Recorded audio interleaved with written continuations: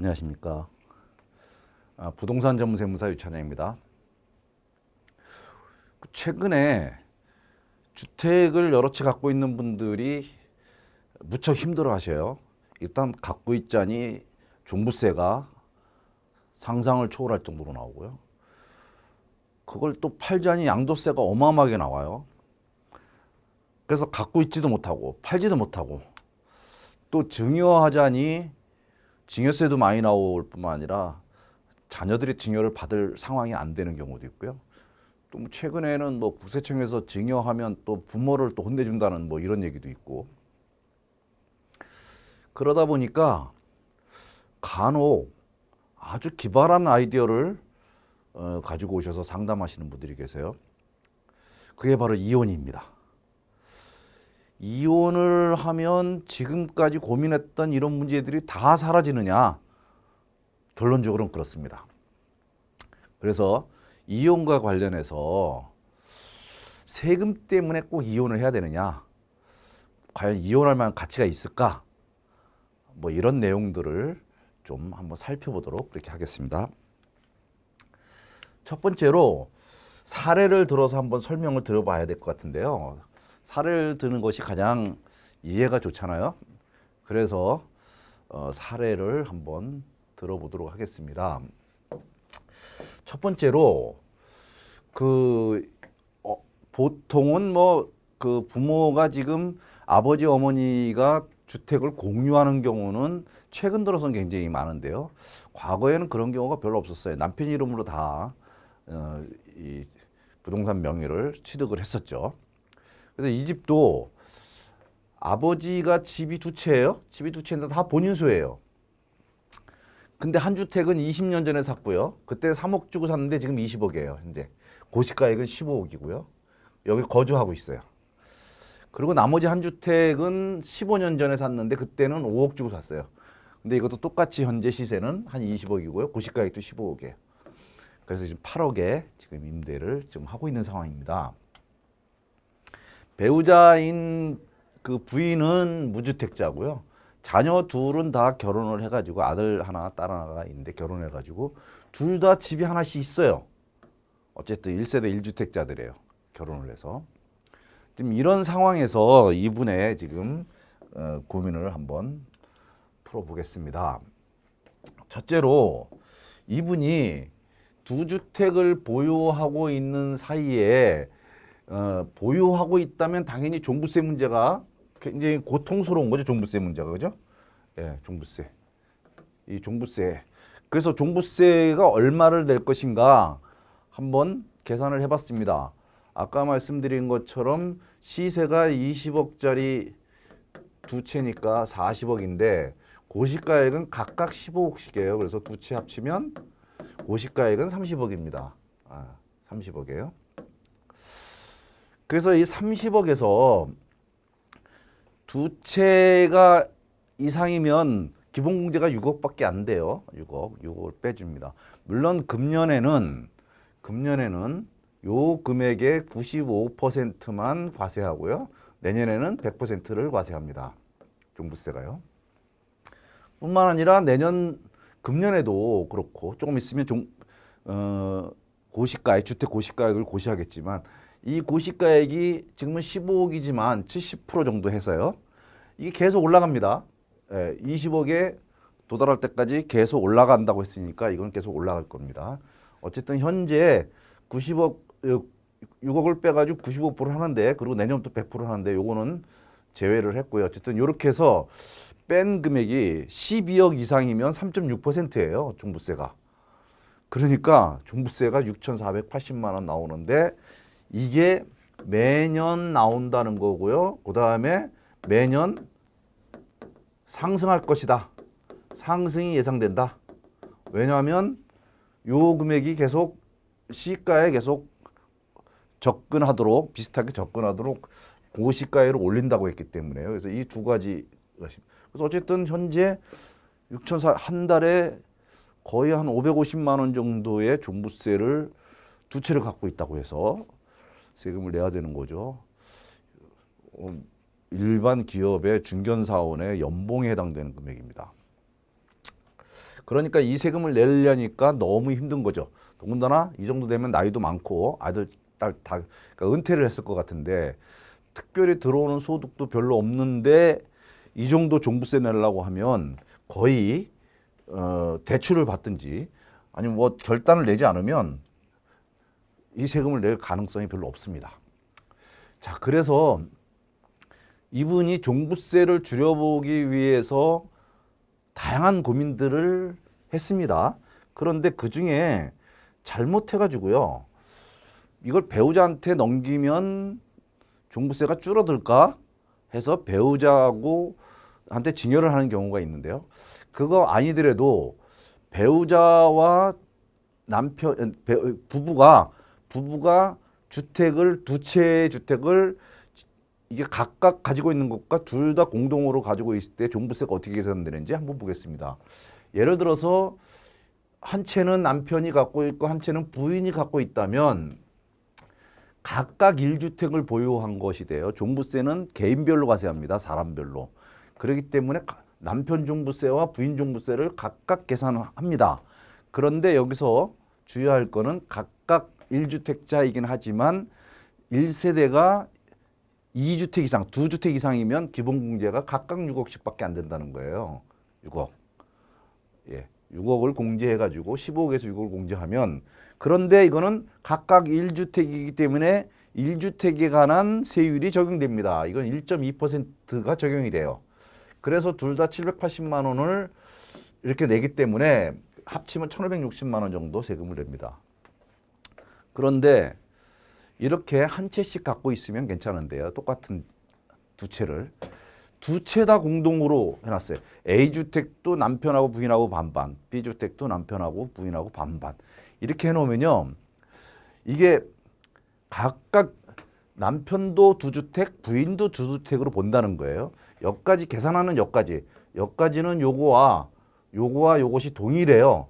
요것이 동일합니다. 그런데 문제는 여기는 1주택에 관한 세율을 적용하고 여기는 2주택 이상에 관한 세율을 적용하는데 1주택에 관한 세율보다 2주택 이상의 세율이 2배보다 더 많아요. 여기는 1.2%를 적용했는데 여기는 2.2%, 여기는 2배가 안 되지만 12억이 넘어가면 2배가 넘습니다. 그래서 이렇게 계산을 해보니까 두 명 다 높은 세율, 즉 2주택 이상자에게 적용되는 적용 세율을 여기다 적용한다는 거예요. 그러니까 세금이 얼마가 나오냐면 1,500만 원씩 나와요. 그래서 두 개 합치면 3,000만 원이에요. 그러니까 집이 두 채가 있는데 이거를 남편과 부인이 한 채씩 갖고 있는 것과 각각 둘 다 공동 소유로 갖고 있는 것의 종부세는 거의 2배 차이가 납니다. 왜냐하면 세율이 2배 차이가 나니까 그래요. 그래서 주택이 두 채 있는 분들이 주택을 어떻게 소유하느냐에 따라서 종부세가 엄청나게 차이가 난다. 이거는 좀 보시면 되겠고요. 만약에 이분이 이거 너무 힘들다, 나는 이거 도저히 못 갖고 있겠다. 그래서 이거를 처분하려고 그래요. 네, 처분하게 되면 어떻게 될까? 자, 두 채를 다 갖고 있으면 6,480만 원이 나오는데 한 채를 처분하면, 즉 한 채를 배우자에게 증여하는 게 아니라 외부에다가 제3자에게 처분하는 거죠. 동일세대가 아닌. 그래서 동일세대가 아닌 자녀에게 처분하는 것도 여러 가지 생각을 갖고 있죠. 그런데 여기서는 자녀들이 집을 한 채씩 갖고 있기 때문에 자녀가 이 주택을 취득하는 순간 자녀가 이 주택자가 돼요. 그러니까 부모가 내야 되는 종부세의 고통을 자녀가 짊어지게 되기 때문에 이런 경우에는 자녀가 이 주택을 증여받을 가능성이 희박하죠. 만약에 받는다 그래도 자녀가 이제 힘들어지게 되는 거죠. 어쨌든 이렇게 6,480만 원이 나오는 이 주택을 둘 중에 하나, 즉 임대하고 있는 주택 B주택을 처분한다면 종부세가 얼마나 나오느냐. A주택 한 채만 갖고 있을 때 그 종부세는 84만 원밖에 안 나요. 엄청나게 차이가 나죠. 왜 그러느냐. 일단 아까는 6억을 공제했지만 여기는 9억을 공제해 주는 거고요. 한 채에다가. 그리고 세율도 한 주택이니까 한 주택에 대한 세율도 굉장히 낮아요. 그런데 뿐만 아니라 이게 고령자, 그다음 장기 보유 이 두 개를 합치면 이 세금의 80%까지 공제가 돼요. 그래서 이 세금의 20%만 내면 되는 거죠. 84만 원만. 어마어마하게 차이가 납니다. 즉, 한 주택을 팔면 세금이 6,400만 원 차이 나는 거죠. 뭐 거의 안 내는 거나 다름없습니다. 그러니까 이분은 이런 상태에서 어떻게든 이 주택을 처분해야 되겠다.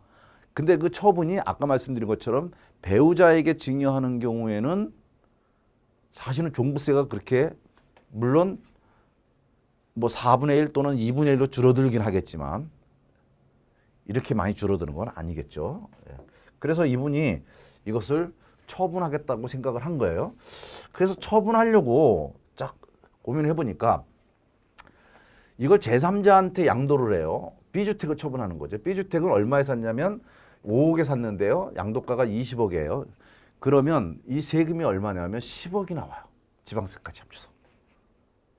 왜냐하면 이 양도 차익이 15억 남았는데요. 이 15억 남은 거에 세율이 지금 15억이면은 45%예요.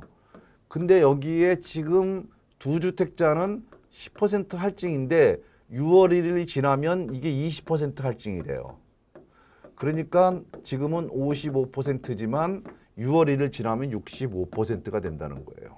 이거는 6월 1일이 지났다고 보고 금년이요. 그럼 65%예요. 그러면 9억 900만 원인데 지방세까지 합치면 10억이 되는 겁니다. 아니 집을 사가지고 15년을 보유하다가 팔아서 지금 돈이 남았는데 10억을 세금 내라고 하는 거죠. 정부는 보유도 못하게 하지만 팔았을 때 남은 것도 불로소득이기 때문에 다 회수하겠다라고 하는 것이 지금의 조세 정책이에요. 그래서 아니 이거를 20억 주고 팔아가지고 세금 10억 내고 10억 남는데 거기다가 전세보증금 8억 빼주면 2억밖에 안 남는다. 그러니 이거 팔면 집이 날아가는구나. 그래서 파는 것보다는 증여하는 건 어떨까 이렇게 생각을 해요. 그래서 이거를 자녀들한테 증여하려니까 자녀들이 또 종부세 문제가 발생하기 때문에 증여를 못하죠. 쉽지 않습니다. 그래서 결국 배우자에게 증여하자. 배우자에게 증여하면 일단 종부세가 절반이 줄어들겠죠. 아까 6천만 원에서 3천만 원으로 줄어든다고 했죠. 그런데 당장 양도세를 이렇게 부담해야 됩니다. 증여세요.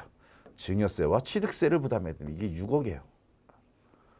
그러니까 3천만 원 4,500만 원 아까 6천만 원이 종부세였는데 이게 각각 갖고 쓰면 한 1,500 정도가 된다 그랬잖아요. 그러니까 4,500만 원을 아끼기 위해서 6억을 들여야 되는 이런 상황이에요.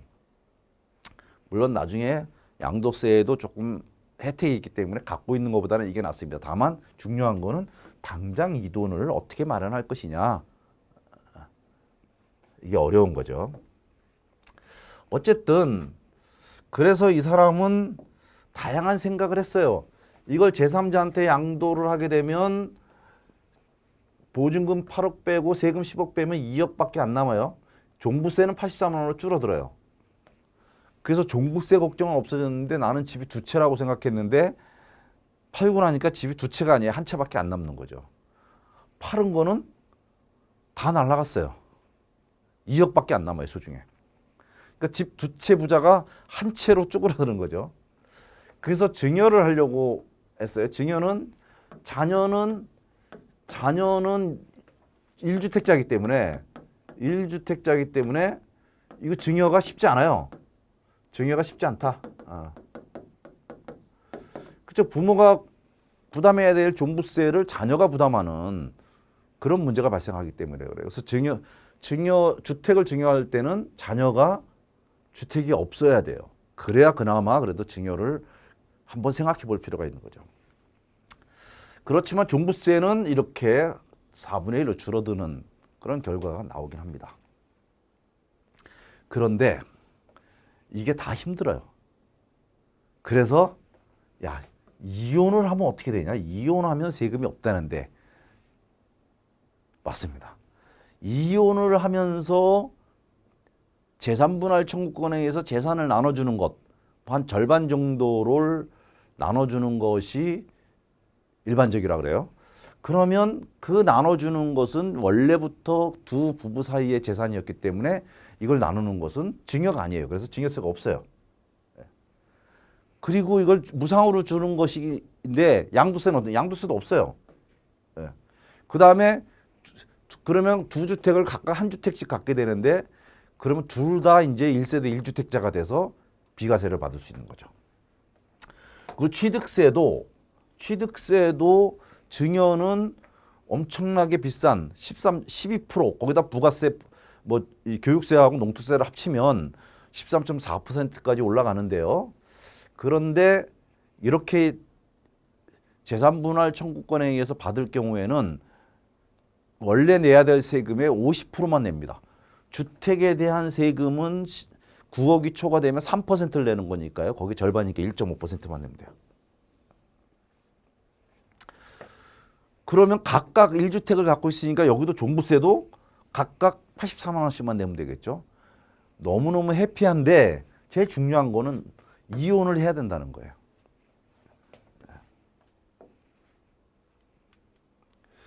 자, 이혼을 하면서 재산을 나누는 방법은 두 가지가 있습니다.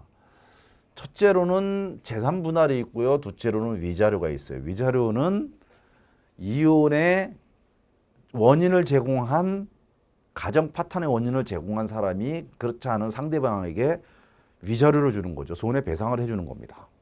그래서 이거는 위자료를 주는데 대신 부동산을 준다면 그거는 대물로 변제를 한 것이다 해서 이 경우에는 양도소득세가 과세가 되고요. 다만 위자료로 받는 금액은 손해배상이기 때문에 여기에 대한 세금은 없습니다. 그러나 재산분할의 경우에는 이것이 무상으로 가지만 증여세도 없지만 이거는 원래 두 사람 소유를 한 사람은 나누는 거기 때문에 양도세도 해당되지 않습니다. 그래서 사람들이 야, 이혼을 하면 내가 가지고 있는 이 엄청난 세금의 압박으로부터는 해방될 수 있다라고 하는 생각들을 갖고 있는 겁니다.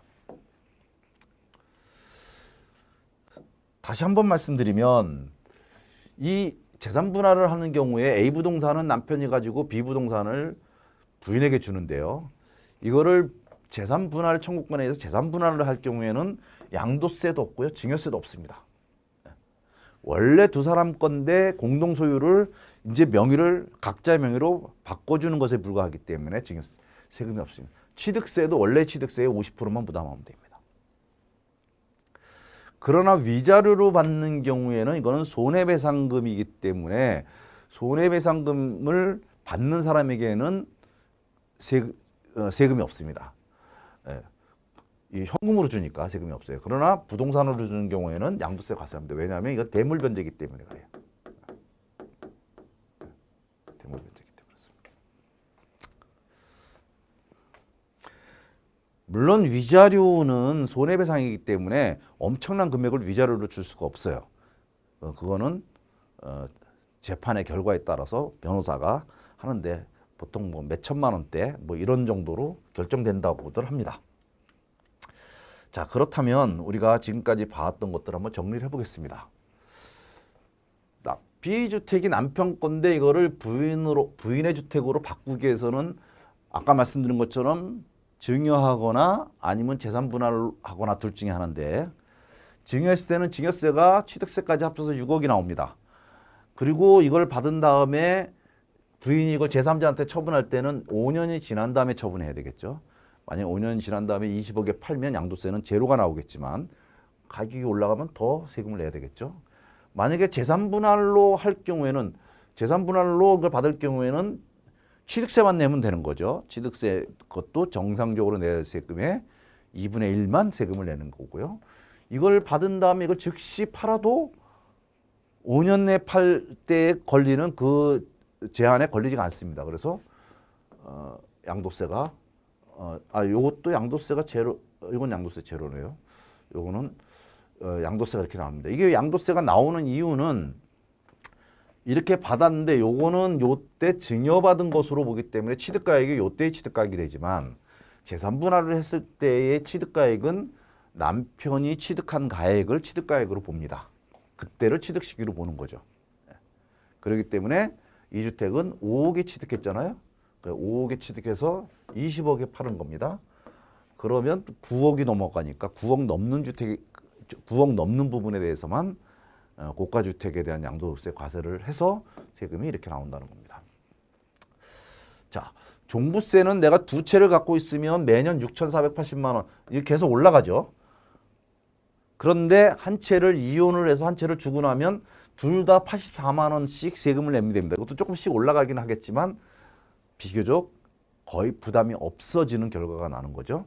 증여세는 당연히 우리가 이혼 전에 이걸 증여를 하면 6억의 증여세를 내야 되는 거예요. 그러나 이혼 후에는 재산 분할을 없기 때문에 증여세가 없어요. 예. 그리고 취득세만 2분의 1 내면 되는 겁니다. 그 다음에 증여받은 다음에 이 증여 또는 그 재산 분할로 받은 다음에 증여를 받은 다음에 처분할 때는 이게 양도세가 이혼 전에는 내가 이걸 팔 때 아까 10억의 양도세를 내야 된다 그랬잖아요. 그죠? 이혼 전에는. 그런데 재산 분할을 통해서 각자 한 채를 갖고 나서 팔게 되면 둘 다 1세대 주택 비과세를 받기 때문에 9억이 초과하는 부분에 대해서만 세금을 내게 되는 거죠. 그래서 이렇게 줄어듭니다. 이혼을 하게 되면 그 효과, 즉 양도세, 증여세, 종부세 이 모든 고민에서 즉시 해방될 수 있는 거의 유일한 방법이 바로 이혼입니다.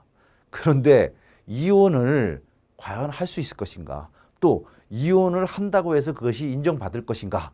이런 문제가 있게 되겠죠. 그래서 다음 영상에서는 이혼과 관련된 부분을 한번 영상을 통해서 여러분들에게 소개시켜 드리도록 그렇게 하겠습니다. 오늘은 여기까지 하겠습니다. 감사합니다.